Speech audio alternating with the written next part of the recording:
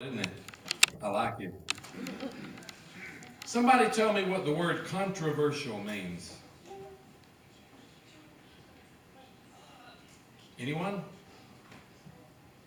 An opinion that most people don't agree with. An opinion that a lot of people would not agree with.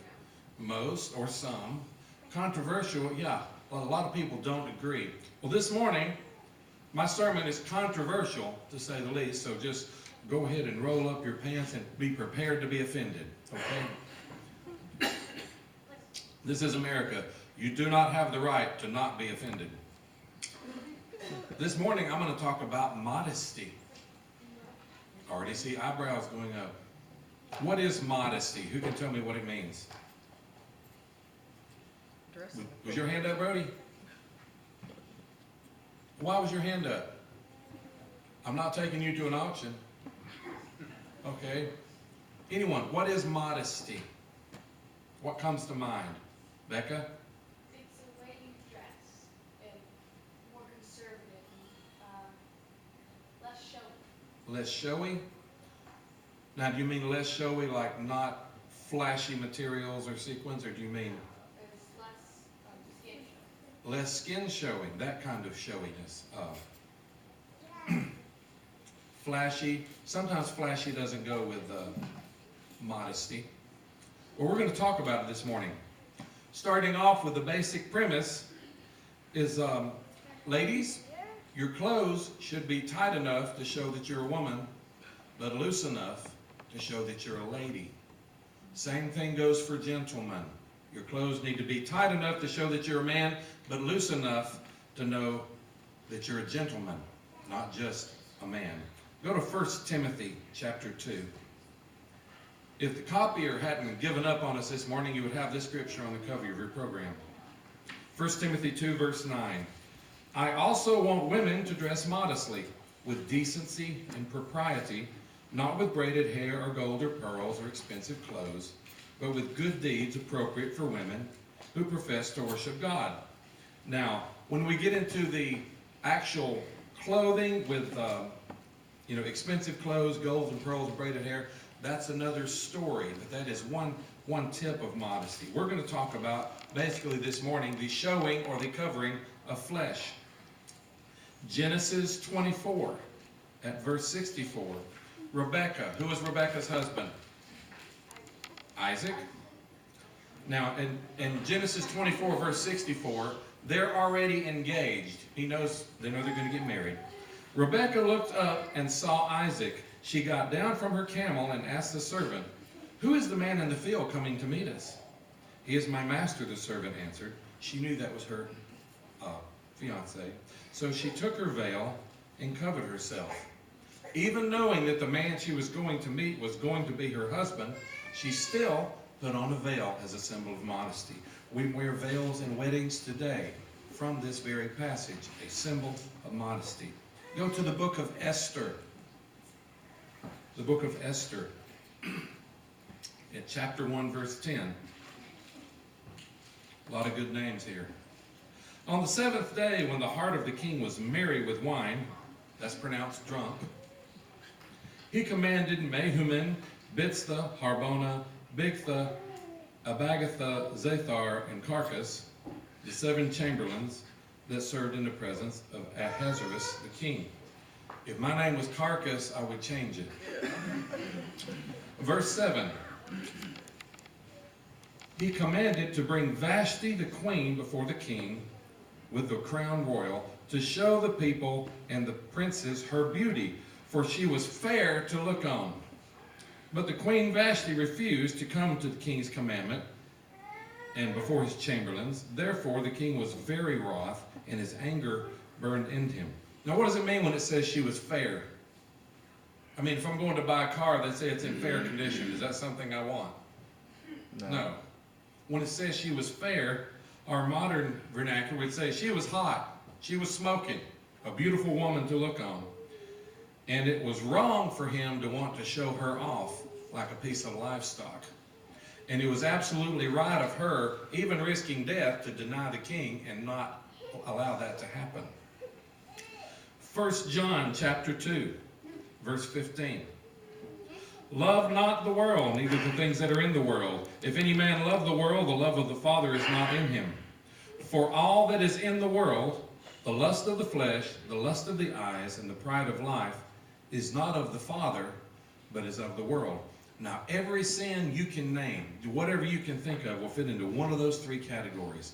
Lust of the flesh, perhaps the most common, lust of the eyes, and the pride of life. Now, I have visited a church in Jacksonville, Alabama, and when I walked in the back at the door frame, they had taken a yardstick and put it right in the door frame and nailed it up. When I asked what it was for, that was so that they could measure women's skirts when they came in. If it wasn't within 4 inches of the ground, they wouldn't let you in the church. We wouldn't want to see any ankles. Anything to the extreme is wrong, amen? We need moderation here. I'm not talking like a burqa, like the Muslim women wear. We can't see anything but their eyeballs. It's funny to see the driver's license pictures. They all look just alike. All you see is a little strip with eyeballs. Like you could really identify someone that way. That's to an extreme that is wrong. But then again, girls, when you go to the grocery store and you reach for the top shelf to get something, no one should see your belly or your back. It should be covered. I won't go into Gestalt. It's a science right now, but the basics of it is when a man looks at a picture, a partial picture, he finishes the picture with his mind, with his eyes.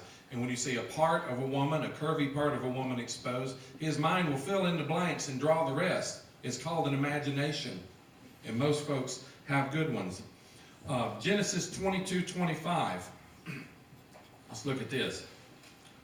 It says, the man and his wife were both naked, and they felt no shame. Who can tell me what naked is? Rachel, what's naked? Without clothing.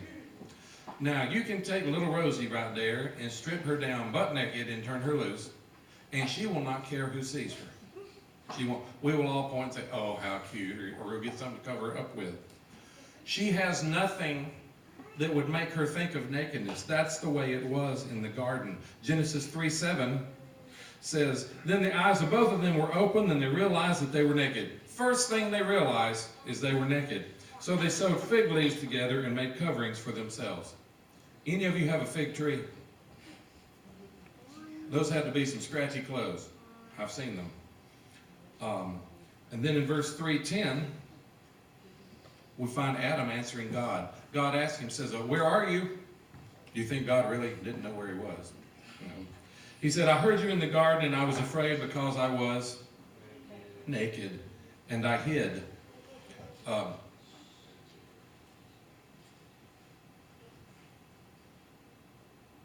me think of how this goes. Preacher went to visit someone at their house.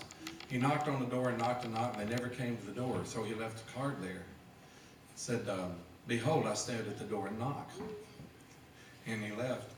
And later, when he saw him at church, they handed him a card that said, I heard thee in the garden. I was naked and I hid myself. I just got out of the shower. Thought that was pretty good. Once these two old men were sitting in a park, just watching the playground, seeing the kids play. And there were two older women who wanted to get their attention. Well, they walked back and forth in front of them a few times, and they just didn't get their attention. One of them finally said to the other, said, I know what we need to do. Let's just go over there in the bushes, we'll take our clothes off and just run naked across, like a streaker. Do y'all remember streaking from the 80s? I do. I have stories that we won't tell with my mother here. So they decide to do this, and they go take off their clothes, and they just run right past these old men sitting in the park. One of them said to the other, he said, what was that? The other said, I don't know, but it sure did need ironing. We were created in innocence to not even notice nakedness. But man, we notice it now. Adam and Eve, to whom you and I are all directly kin, ate from that tree of the knowledge of good and evil. Their eyes were open. They knew they were naked, and all at once naked was never a good thing anymore. They had no idea what clothes were. You know, Adam and Eve had a language. They were given a language up front. We don't know which it was. But there wasn't even a word in it for naked. There wasn't even a word in it for clothes they had never been heard of. There was nothing in the garden that would harm you. The environment was warm all the time. It just wasn't needed. And the first garments came from what? Killed animals. God took animals. He could have just made skins. He could have made them silk and rayon and polyester for clothing, but he didn't. He killed animals. There is no remission of sin. There's no covering of sin without the shedding of blood. There's a reason he did that. It's almost a foreshadowing of what was going to come. But that's the first time they had heard the word. I find it interesting when you see drawings of Adam and Eve. We've all seen them, right? Like in churches, they may have them in stained glass, or you may see them in a relief somewhere, or in a big family Bible like you sit on the coffee table. And then, without exception, when you see them, the fig leaves cover Eve's breasts, and they cover the pelvic region of both of them. That's because it's innate within us to know that those are private areas, that they're not to be seen. We even call them privates for short. That reminds me, when I was in basic training, we were talking about Mark Getz. He just left for basic training today. We had a young man in my platoon. His name was Joseph Andrew Parts. And his rank, as all the new soldiers were, was private. And they called him Private Parts for the whole 8 weeks we were there, and it was a running joke. But ever since Adam and Eve ate that original fruit from the forbidden fruit, from the tree of the knowledge of good and evil, we have instinctively known what parts are to be covered. We can't say, oh, I didn't know I was supposed to cover that up. It's in us. A woman's clothing should not reveal every detail of what is underneath. And if you dress your daughter like a streetwalker, you don't have to wonder why the boys won't stay away. They come to see more. And if we let our daughters and our granddaughters read Vogue magazine and 17 and watch what's on the internet, they're going to start wearing what the world says they should wear to please the world. And it's wrong. And what the world wants to see is always more. Always more. It's never enough. Always more flesh, always less clothes. Think about bikini manufacturers. That has to be like the ultimate business. What other business can get 15 garments out of 1 yard of material? I mean, it's just so much they can get out of it. And born again, baptized Christian ladies, when you look in your closet, is what you find in there any different from what the world is wearing? You should go ahead and make plans now. Mamas, daddies, grandmas, grandpas. What are your daughters and granddaughters going to wear to the pool this year? The pool's not open yet, right? Normally opens when school is out. What are they going to wear? Not many of us would let our daughters out in public in just a bra and panties, but a lot would let their daughter go to a swimming pool wearing a swimsuit that doesn't even cover that much. I know these are hard words. Why would we do that? A swimsuit's made of a different material, but who cares? It doesn't matter what the material is. What matters is what's showing. It's what's left out on view. There's other kinds of immodesty as well. Witness the skirt. Y'all know what a skirt is? It looks like a very, very short skirt, but underneath it, it has a pair of shorts. And it's sewn in, and until it flips up, you would think it was just a really short skirt. And most men, I can tell you, will watch it until it flips up, just to see, is that really a skirt, or are there shorts under it? I'm not trying to be so hard on the men today, but it is part of our design. God placed a desire in us for the opposite sex. It is normal, it is natural, but it will also give you a hard time. Most sin is normal and natural. It is the natural state of man. Now, I went to Oral Roberts University. That's where I met my lovely wife, Samantha. And they had a strict dress code for men and women. I thought it was stricter on the girls than it was the boys. I had to have on, I could wear jeans, but I had to have on close shoes, and I had to have on a tie, and I had to have on a shirt with a collar. I hate ties, and I hate collars, and so I wore plaid shirts and striped ties and things to rebel, against the dress code. But the girls, the big part of theirs was their dress, or skirt, if they got on their knees, it had to touch the floor. And so all over you would see, the modesty police that have girls getting down on their knees to make sure it touched. And what are the girls doing? They're doing this, scooting it down, to make sure it's going to touch the floor when they kneel down. And that sounds all well and good. It would seem to be long enough, but it wasn't really.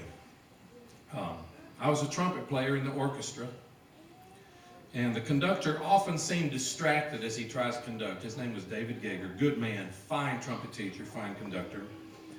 And I always wondered why. Well, one day he had to go do something else, and he asked me if I would conduct the orchestra that day. And as soon as I stepped up onto the platform and I grabbed my baton and I looked at the orchestra, I understood why he was distracted. Even with regulation length skirts, I could see right up the skirts of just about the whole woodwind section. It was largely female. I was a godly man trying to live a godly life, but I was drawn aside by what I saw, what lay before me, even in innocence. Now, Job 31:1 says in the King James, I made a covenant with mine eyes. Why then should I think upon a maid?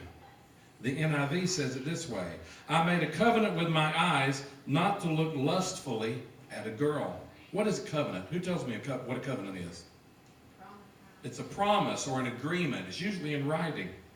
The Message version says, I made a solemn pact with myself never to undress a girl with my eyes.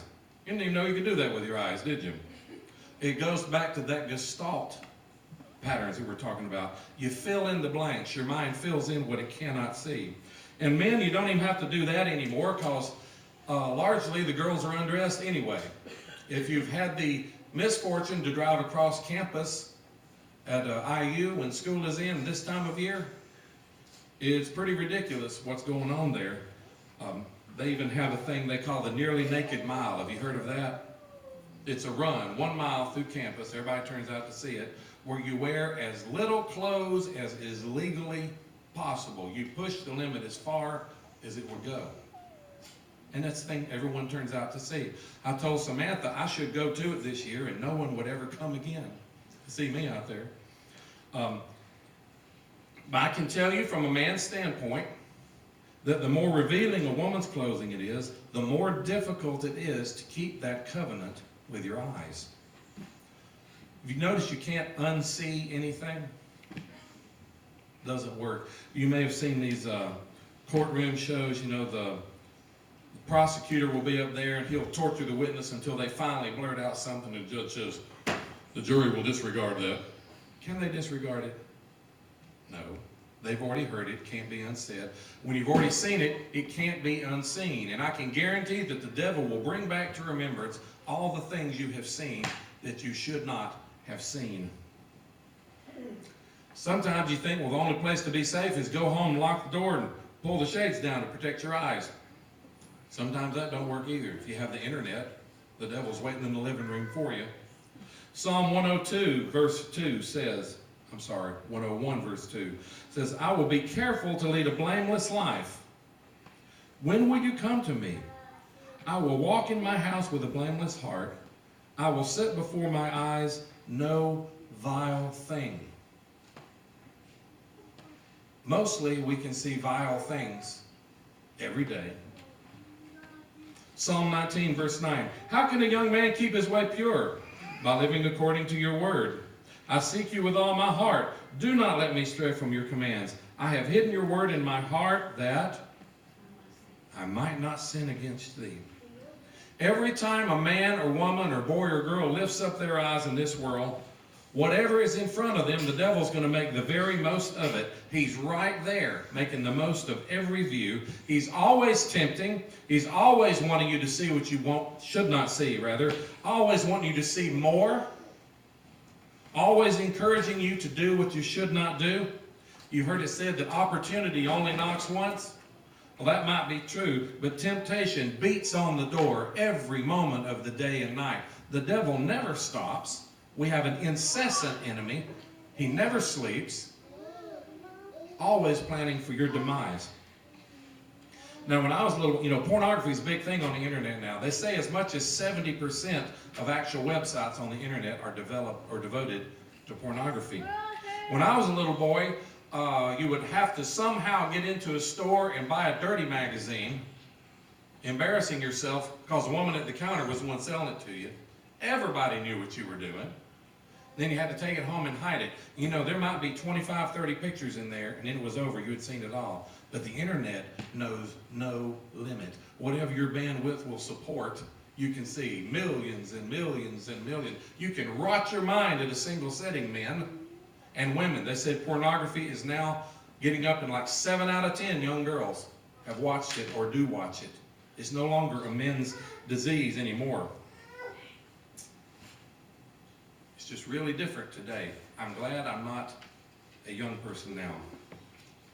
One of the devil's best tools to make us fall nowadays is the internet. Now, I'm not an anti-technology guy, but any tool, the more powerful it is, the more good it can do, and the more bad it can do. As simple as a hammer. I can use a hammer to build a house. I can use a hammer to knock your head in. You can use a gun to defend your nation. You can use a gun to rob a liquor store. It's not the tool, it's how it's used. And we have fallen man who has come up with the internet. We have fallen men operating it.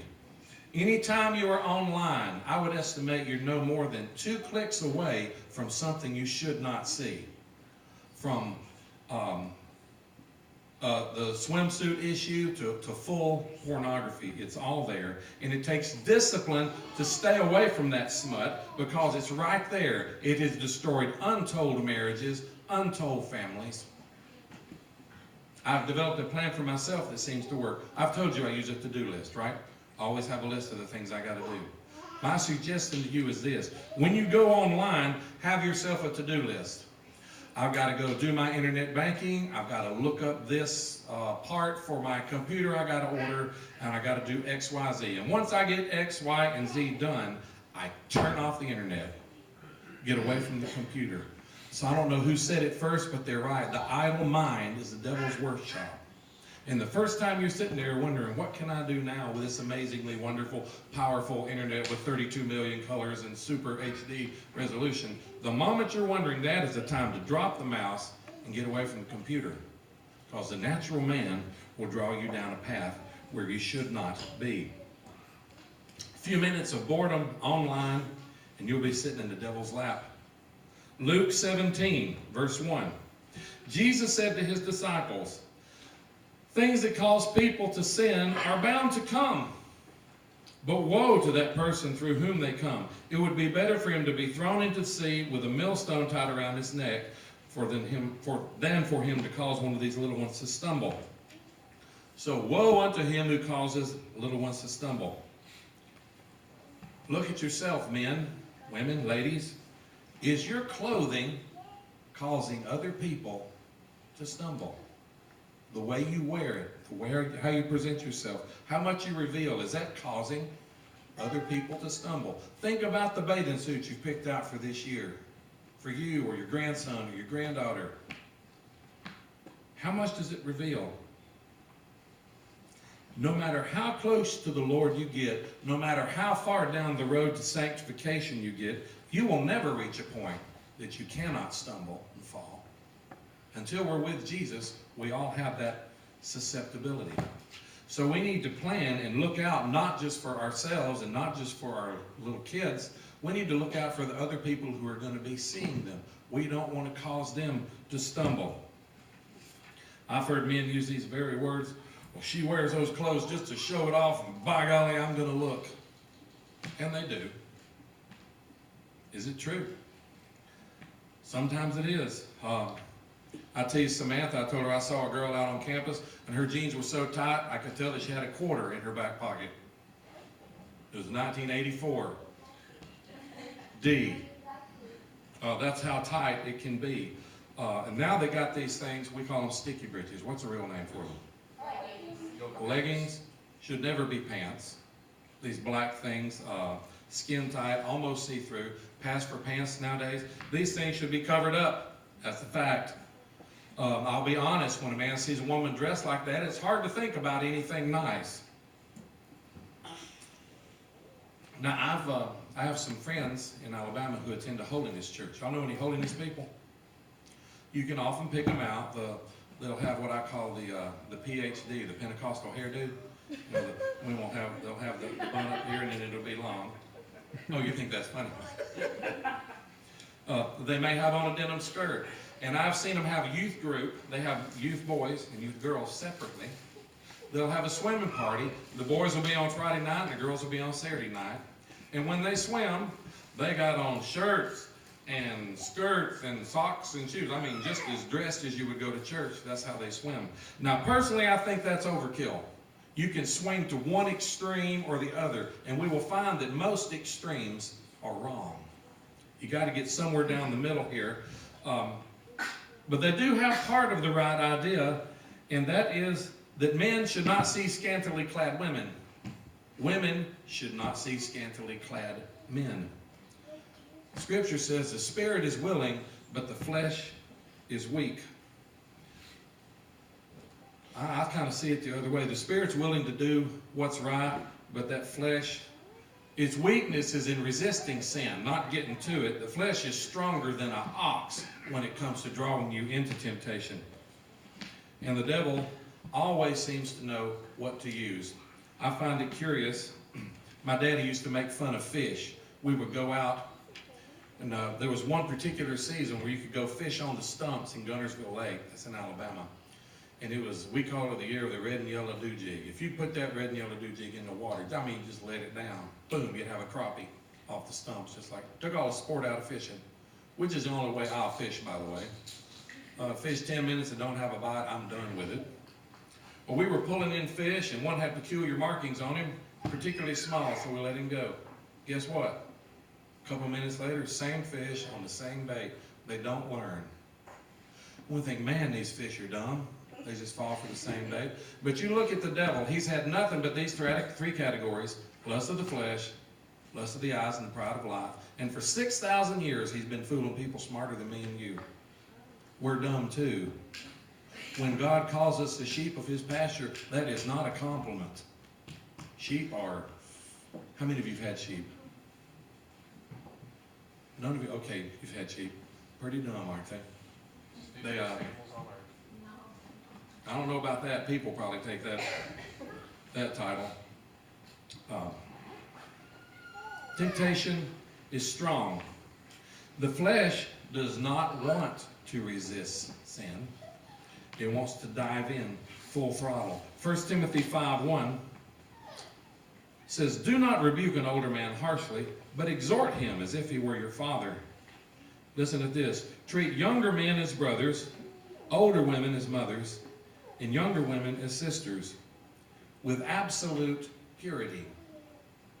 Purity of motive, purity of thought. It's a tall order, ladies and gentlemen. I know a lot of young people, they can't wait to get out of high school so they can go into plunge into all the debauchery they find at school, away from the influence of their parents and of the church. They want to dive into what's available there. We have to raise them now to be able to say no. Raise them now to be able to resist that temptation. You can't wait till they turn 14, 15 years old and then tell your little daughter she can't wear miniskirts anymore. It has to start before then. You'll get rebellion. We've reached this point now. I got 4 that are graduated, 2 brand new fresh, 2 that's going off to college. And they're getting in their car, they're ready to drive off, they got their stuff in there, and all at once you want to tell them all the things that they need to watch out for and all the things to be careful of. But guess what? If what you've taught them in the last 17 years hasn't made a difference in the way they decide, the next 5 minutes aren't going to matter either. We've got to start early. We've got to start young, giving them an affection, a taste for the things of the Lord, to help them understand what it is to resist temptation. It's nothing to give in. That's natural. We have to resist it. There is a river of life, we're told of. It flows from the throne of God, from the heart of God. But there's also a river of sin, and it flows from the heart of man, and it leads to hell and death. And that river of sinful living is deep and wide, and the currents are so strong that once they get a grip on a man or woman, most will never break free. Matter of fact, mostly you cannot without the power of Christ. And it seems good and right to swim in that river of sin. It's natural. It's the way we are. We were born in sin. We were conceived in sin. Of course, it's natural. It's the natural state of man. You got it from your mother and father, and they got it all the way back from Adam and Eve. Everyone else is doing it, so why shouldn't I? And yet Proverbs tells us there is a way that seems right to a man, but the end thereof is what? Death. Guess what? That means it's not the right way. The right way leads to life and life eternal. So my challenge to you this morning is, before all the clothes come off, before the pool's open, before the season is upon us, consider your clothing. Consider what you're going to wear. Consider what your grandkids, your grandsons, your granddaughters are going to wear. Consider who's going to be watching. What message are you sending by how you dress? How we dress shows who we love. Let's pray.